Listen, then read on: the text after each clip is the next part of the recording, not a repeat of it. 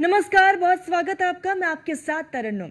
शारदीय नवरात्र का आज 5वां दिन है और आज भक्त स्कंद माता के स्वरूप की पूजा अर्चना कर रहे हैं। नवरात्रि के 5वें दिन की अधिष्ठात्री देवी माँ स्कंद माता है, क्योंकि ये भगवान कार्तिकेय की माता है। इनकी मूर्ति में भगवान कार्तिकेय इनके गोद में विराजमान है और इस दिन योगी का मन विशुद्ध चक्र में स्थित होता है और इस चक्र में अवस्थित होने पर समस्त लौकिक बंधनों से मुक्ति मिल जाती है और मां स्कंद माता अपना पूरा ध्यान केंद्रित कर निरंतर उपासना में ही डूबी रहती है। स्कंद माता के दाहिने भुजा में कमल का फूल है, बाएं हाथ में वर मुद्रा धारण कर रखा है और ये शुभ माना जाता है।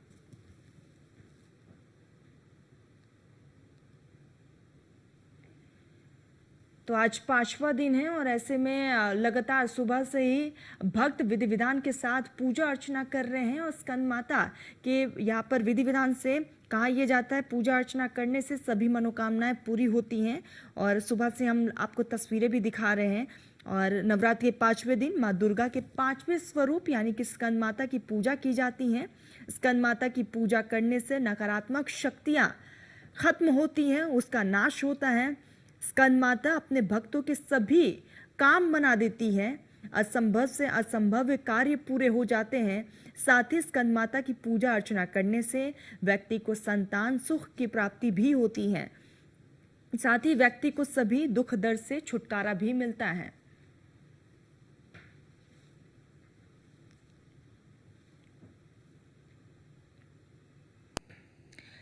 तो शारदीय नवरात्र का 5वां दिन और सुबह से ही मंदिरों में भक्तों की लंबी कतारें भी देखने को मिल रही है। भक्त आज स्कंद माता की पूजा अर्चना कर रहे हैं। 9 दिनों तक देवी के 9 स्वरूपों की पूजा की जाती है, आराधना की जाती है। मंदिरों में हालांकि कड़े इंतजाम किए गए, सुरक्षा के पुख्ते इंतजाम है। तो अद्भुत ये माँ का नजारा नजर आ रहा है। ये माँ का चमत्कार है कि भक्त सुबह से ही मंदिरों में पहुंच रहे हैं और नवरात्रि पर मंदिरों में एक अलग रौनक, एक अलग छट्टा जो है वो देखी जा रही है। भक्तों की धूम है। आस्था की धार में लगातार श्रद्धालु दूर दराज से पहुंच रहे हैं। नवरात्रि की शुरुआत जय माता की गूंज से हुई और ऐसे में लगातार हर एक दिन अपने आप में बेहद खास है। तो आज 5वां दिन है, स्कंद माता की पूजा अर्चना की जा रही है। खास तौर पर आज के दिन महिलाएं विशेष तौर पर विधि विधान के साथ पूजा अर्चना करती हैं, क्योंकि कहा यह जाता है कि माँ से जो मांगे माँ उनकी तमाम मनोकामनाओं को पूरा करती है और संतान की सुख प्राप्ति होती है। और इसीलिए महिलाएं आज के दिन विशेष तौर पर पूजा अर्चना करते हुए माँ से यहाँ पर प्रार्थनाएं करती हैं और स्कंद माता उनकी तमाम मनोकामनाओं को मानती भी है। तो मंदिरों में लंबी कतारें लगी हुई हैं। भक्त लगातार सुबह से मंदिरों में पहुंच रहे हैं और ऐसे में अद्भुत ये तमाम तस्वीरें हैं। तो आज 5वां दिन और 5वें दिन भक्त माँ को खुश करने के लिए, स्कंद माता को खुश करने के लिए मंदिरों में सुबह से पहुंचो। कहते हैं कि स्कंद माता को पीला रंग बहुत ज़्यादा पसंद है और इसीलिए कहा जाता है कि स्कंद माता को पीला फूल या फिर पीला फल अगर भोग लगाए तो माँ खुश होती हैं और दिल की सारी इच्छाओं को पूरा कर लेती है। तो मंदिरों में सुबह से लंबी कतारें देखने को मिल रही है और लगातार हम एक एक तस्वीरें आपको दिखा रहे हैं। हर एक ज़िले से तस्वीरें निकलकर सामने आ रही है, वो भी हम आपको दिखा रहे हैं और साथ ही साथ न्यूज़ 1 इंडिया पर आप माँ के दर्शन भी कर पा रहे हैं।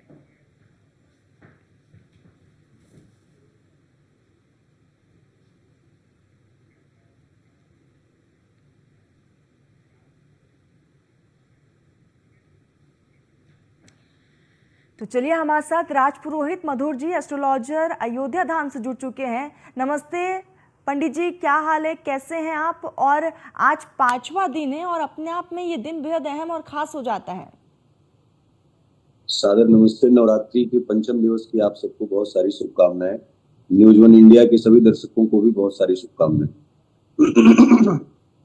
माँ भगवती स्कंद माता आज एक ऐसा पवित्र स्वरूप है जो कि कमल के आसन पर तो विराजमान ही होती है जहां शांति का संदेश मिलता है, लेकिन कहा जाता है कि रक्त बीज जैसे असुरों को मारने के लिए वह सिंह की भी सवारी करती है।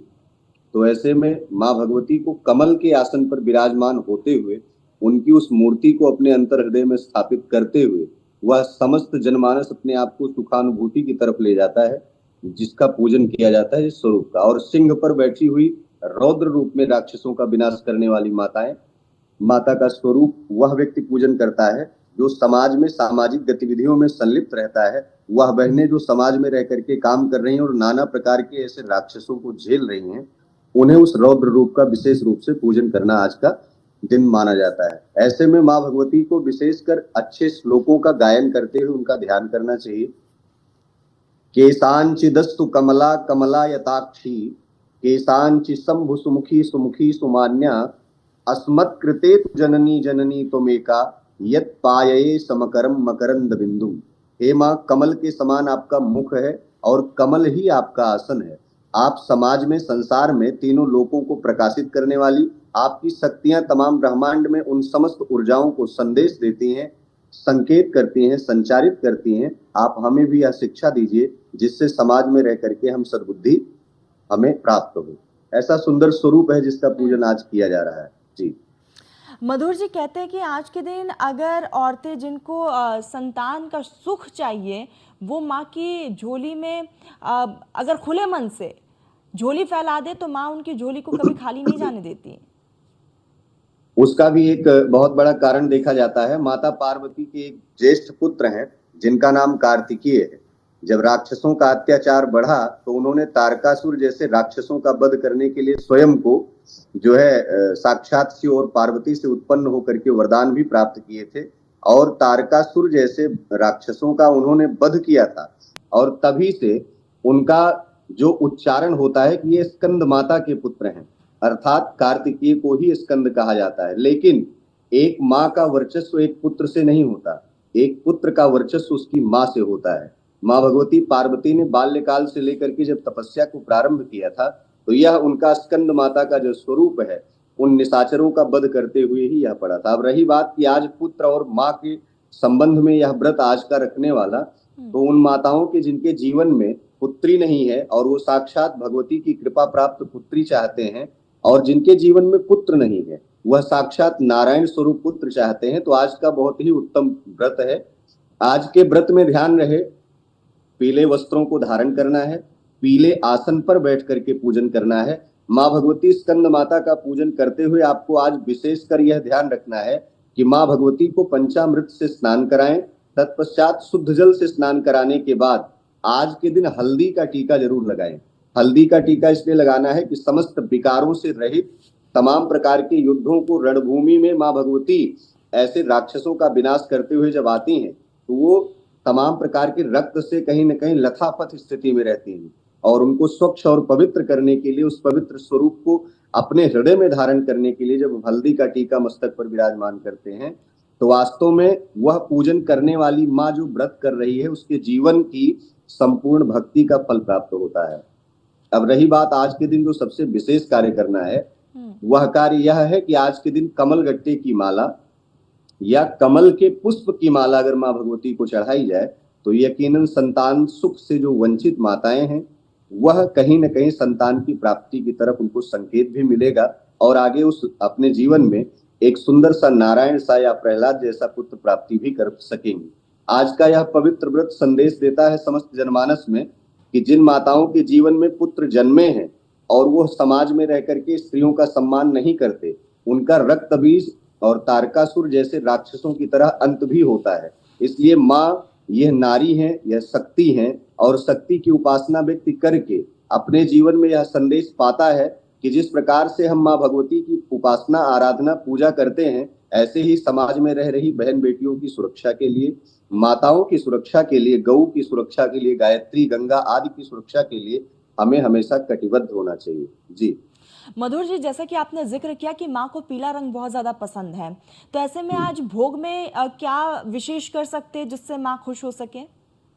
आज के दिन तो वास्तव में माँ भगवती को अनार अवश्य ही चढ़ाना चाहिए। अनार चढ़ाने से वास्तव में जो युद्धात्मक परिस्थितियों में माँ स्वयं को अपने आप को विक्षिप्त अवस्था में प्राप्त करती है, तो भक्तों के द्वारा चढ़ाए गए उस अनार के प्रसाद से स्वयं साक्षात वह कहीं न कहीं कात्यायनी रूप में आकर के उसको ग्रहण करती हैं।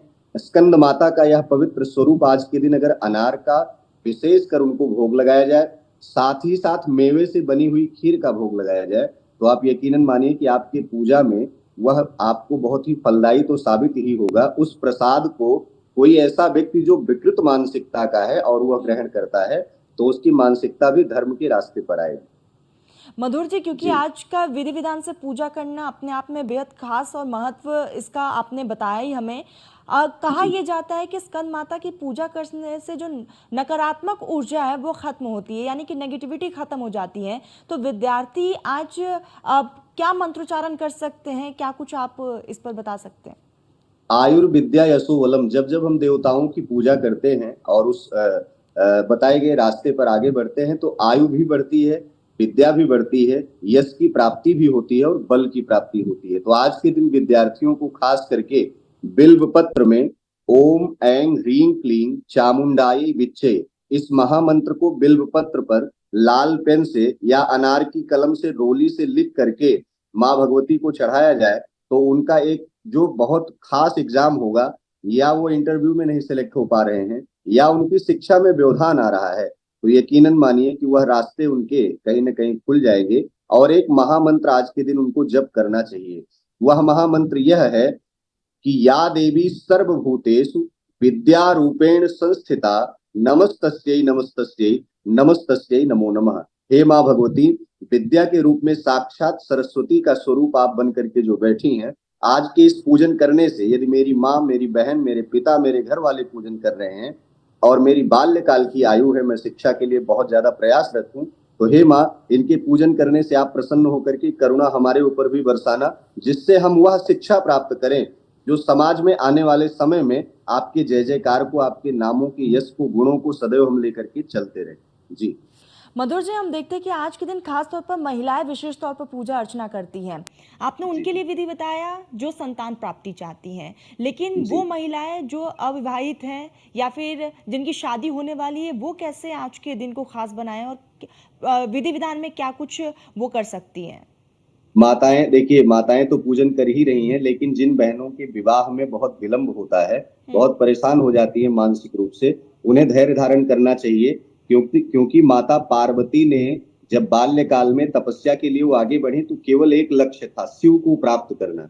शिव को प्राप्त करने के लिए राक्षसों का संहार करते करते पृथ्वी को उन्होंने जब समूलतः अत्याचार से बिल्कुल मुक्त किया, तब तक उनके 8 स्वरूप आ गए और 8वें स्वरूप में वो महागौरी जाकर के बनी।